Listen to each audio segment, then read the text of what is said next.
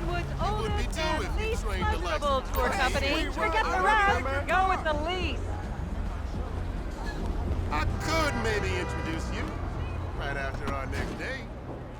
Holy shit! As I am contractually obliged to say, buckle up, everyone. It's showtime.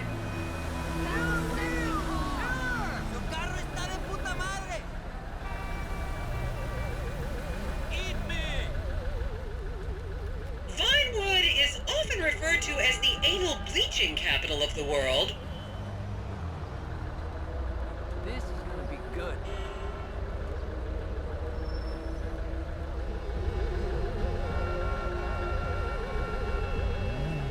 This is my first time.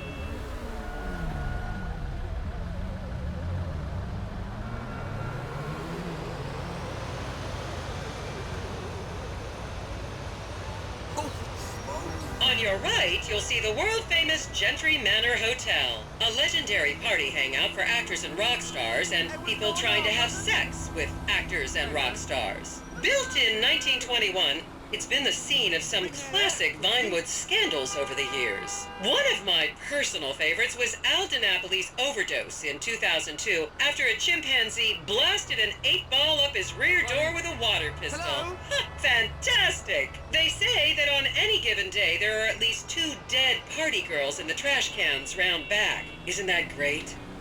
Okay, smartphones at the ready, celeb spotters. We are now approaching the legendary nightclub, the Dungeon Crawler. Opened in 1996, the club is famously owned by actor Bruce Spade, who has a custom-built elevated VIP table so that he looks the same height as everyone else. It remains one of Vinewood's hottest night spots for the rich and famous to do drugs and date rape impressionable fans. Play your cards right, and that could be you! The Dungeon Crawler was in the news again recently when comedian Morgan Chester allegedly ran over a doorman in his SUV for not laughing at one of his jokes. Oh, and now a treat for you closet glam rockers on board. We're coming up to the infamous Tequila La Rock Bar. Back in the day, this was a restaurant run by the mob until it got shut down over the Adam's apple in the soup controversy of 1982. It reopened as the Tequila La Bar in 1983 and soon became a mecca for hair metal bands and fans from across the country. It's rumored that the Love Fist song Dangerous Bastards was written about a night they partied here on Mescaline with some transgender twins. Now, this house up ahead is one of the many private residence of action movie director Mark Fostenberg. Fostenberg still maintains he was out of town when a 15-year-old Mexican girl was found dead in his pizza oven in 2007. The case was settled out of court and all charges were dropped. The girl's family now live on the next street. So this is the house of television exercise guru The Craze. You might have seen him degrading himself recently on Rehab Island. Do any of you remember the 80s? Huh, strange times. People didn't go to the gym back then. They did jumping jacks in front of the TV and leg warmers and headbands. The Craze swapped his gold lame leotard for a crack pipe in the 90s, but is reportedly now clean and in the best shape of his life. That's Vinewood's code for, he's trying to make a comeback.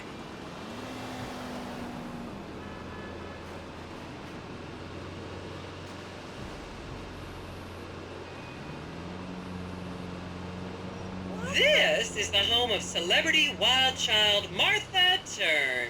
Daughter of 70s comedy star Joni Term, Martha spent her teens partying on booze, her early 20s partying on coke, and her mid-20s staring at her shoes on heroin. Her tell-all autobiography about the difficulties of growing up really rich in Vinewood only sold 30 copies last year. Now what?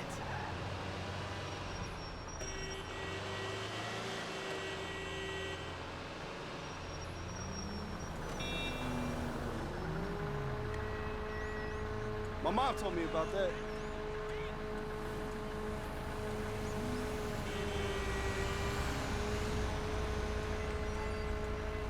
I should remind you this is a no-smoking bus. Unless, of course, it's medical marijuana, then you're all right. Anything for you, dog. This town needs visionaries to keep commissioning things like that, not pay taxes. Just up ahead is another place to see and be seen in Rockford Hills, the Richmond Hotel. An iconic entertainment industry hangout, sleazy producer types have been promising to make young girl stars here for over 100 years now. Not gonna lie, I did some shameful things in that lobby bar in my youth, but I've put that period of my life behind me now. I promised them quality daytime programming.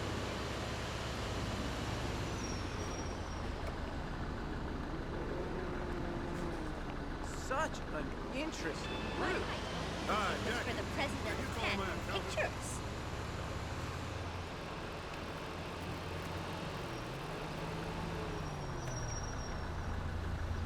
I love seeing more of the city.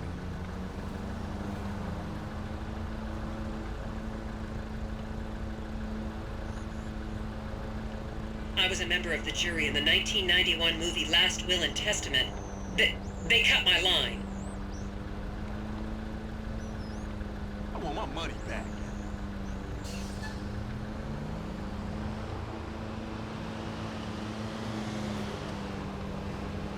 How long does this thing last? Here you can see the landmark Weasel Theater, which was opened here in Morningwood in 1930. Some of the biggest movies in history have premiered at this theater, including Blue Blood, Shoulder of Orion, and The Many Wives of Alfredo Smith. You might remember the controversial premiere of the gladiator comedy Lions and Donkeys in 1984, when star Chip Hampton walked up the red carpet with two slaves in chains.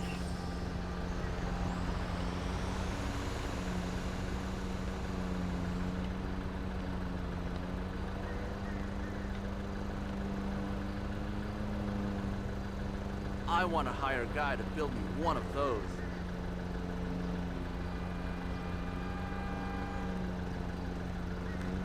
That's crazy! Is everyone having fun? Oh my! Whoa, man! Oh, wow! We met at the bar last night. I love this place.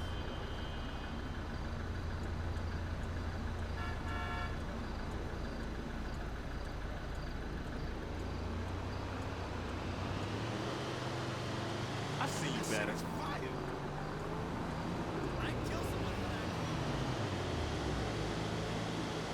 That exhibit was amazing.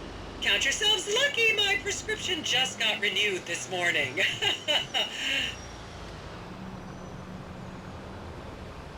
That's pretty impressive.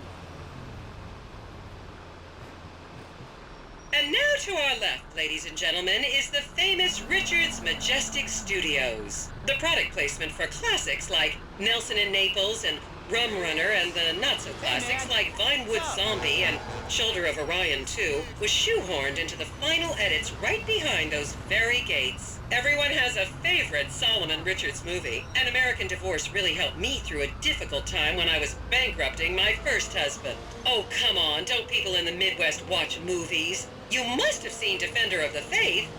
No? Wow, tough crowd.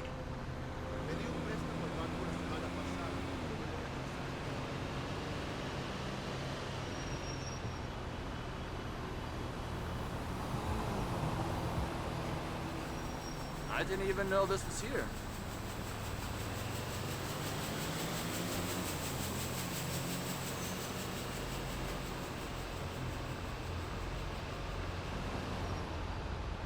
What a treat!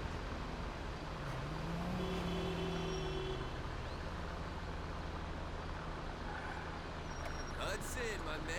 Just up ahead on the right is where Delancey Medua's septon fell out after a ketamine party.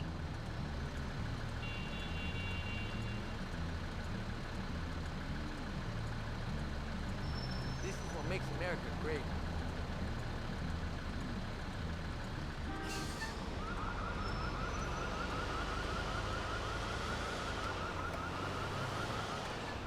Yo, we get free snacks. Hello.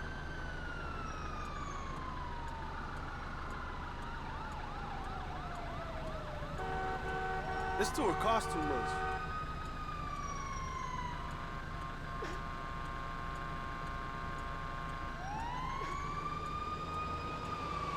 Remember, these people are rich and beautiful. That makes them better than us. Good to see you doing okay. I'm calling Weasel News. Just goes to show that we never leave our meals. Okay, people, get those cameras out. This is Portola Drive. You won't get a better chance to spot a celebrity in its natural habitat. As you can see, the recession hasn't hit this part of town very hard. These are some of the most offensively high-end designer stores in the country. And now, some fun trivia for you. There have been a number of movies shot on Portola Drive, mostly awful ones about rich idiots, including the blockbuster 2005 romantic comedy, Shoe Whore, that's credited with sending women's rights back 50 years. The store we're passing now is where British star Charlotte Crown was caught on film in the changing room, eating and purging the same burrito over and over again, just like a dog. Yes, this is she. Oh, yes, Hey that's there. super. I'm really excited. Yes, of course I'm See me at the club tomorrow. Hey, yeah. This is the Epsilon Center. Anyone with red hair, please cover it for your own safety. If you really want to meet a famous celebrity, this place is packed full of them. Take an introductory course. It changed my life. Kiflom! I wish. You would not believe. Can't wait to have that drink next weekend. Like, right Oh, yeah. now. It's also glamorous.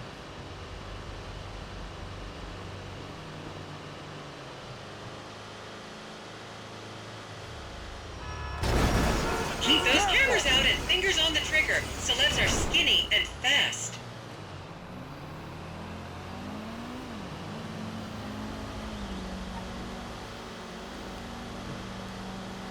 This was in that movie. It's gonna be a beautiful weekend. Now begins. Whoa, man.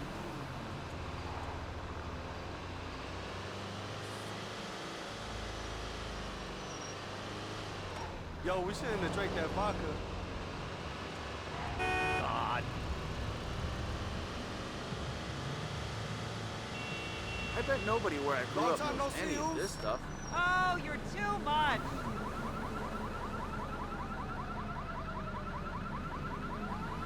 To the left, you'll see a spot where a pizza boy claims that Play PG Jackson asked him to remove his shorts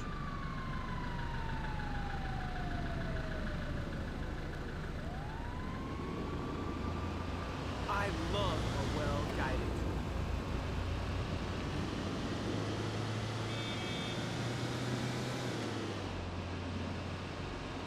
And here is City Hall. This is where the mayor's office is, if any of you care. You might recognize this building from the 20-minute final dogfight to save Earth in the movie Invasion Los Santos.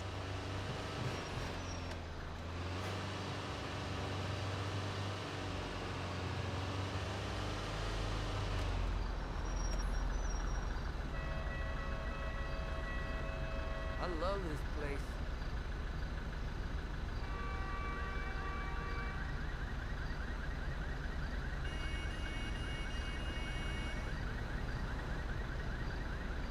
Yo, that's history right there.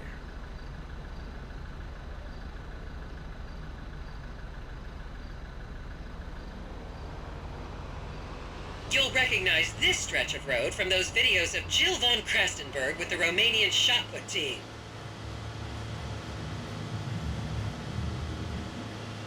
Take a picture of that, stupid.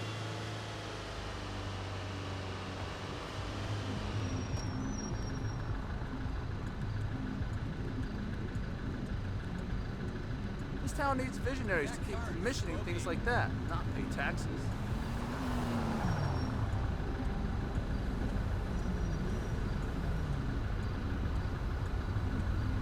Oh, that's fascinating.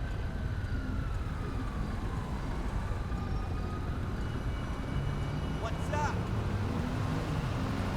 Don't you just love people you've never met and would have you arrested if you came within 10 feet of them? And here we have the beautiful Oriental Theater. Riots broke out on the theater's opening night in 1928 as desperate fans tried to get upskirt shots of the legendary silent movie star Miriam Turner, much like you're doing today, except with really heavy cameras. My daughter tells me it isn't politically correct to say Oriental anymore, but considering some of the other common terms for Asians in the 1920s, the name could have been a lot worse. There's a saying that to go to Los Santos and not see the Oriental Theater is like going to China and not visiting a burger shop. You know, I've never really understood what that means, but... Hey! Hi! How you doing?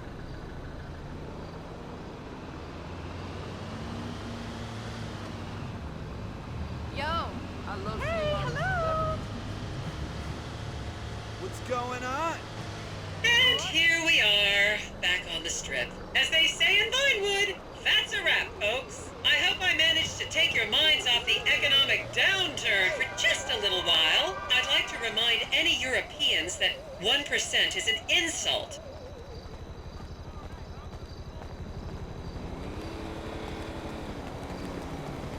Jesus Christ!